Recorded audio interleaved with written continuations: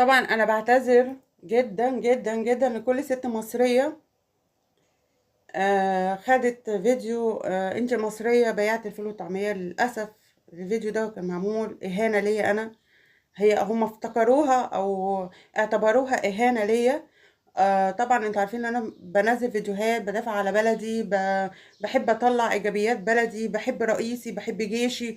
ففي عدوين لبلدي مش حابين ظهوري، فبيقعدوا يقلبوا في الفيديوهات بتاعتي وفي الصفحات بتاعتي. وللأسف اللي أنا كنت منزلة من فترة فيديو وأنا واقفة على عربية فول في مطعم، وبطلع من القدرة فول وبقول لهم تعالوا اشتروا ده. كان ساعتها سندوتش الفول وصل ل5 جنيه والناس كانت متضايقة وكده. فبقول لهم كنت بقول في الفيديو زي ما انتوا شايفين ان الأسعار غالية.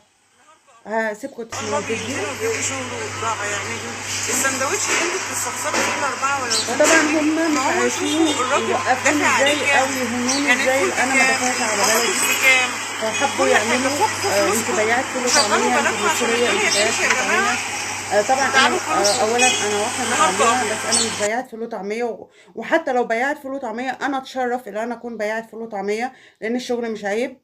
بس انا حقيقي مش بياعت فول وطعميه. انا بصور ودايما بنزل اصور حتى عند بتوع الخضار. بكره ينزلوا لي فيديو انت بياعت خضار عادي، مفيش اي مشكله. بحب انزل اصور مع الناس، بحب انزل لو في اي حاجه بتكلم فيها على بلدي. بقول للناس معلش الظروف. انتوا زي ما انتوا بتشوفوا فيديوهاتي، فانا اسفه جدا جدا جدا لكل ست مصريه. هو الكلام كان ليا انا، وانا طبعا اختكم مصريه، فاللي يوجعني يوجعكم اكيد برضو.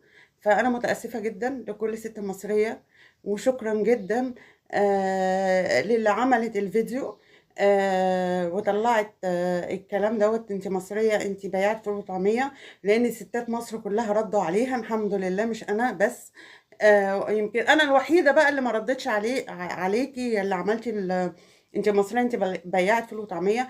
انا متعلمه ومعايا شهادات عاليه جدا على فكره وعندي البيزنس بتاعي وربنا كرمني جدا وبحب بلدي جدا وفخوره ببلدي جدا. والمره الجايه هفتح مشروع فول وطعميه علشان يبقى الكلام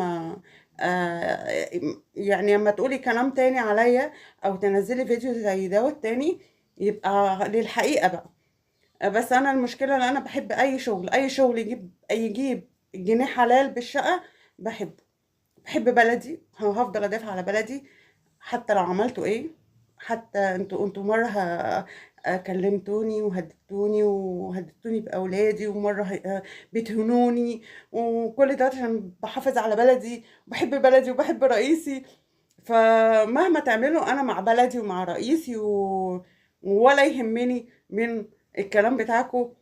وتحيا مصر، وتحيا رئيسنا عبد الفتاح السيسي رغم أنف الحاقدين، وتحيا كل ست مصرية شريفة بتجيب الجنيه بعرق جبينها. تحيا مصر.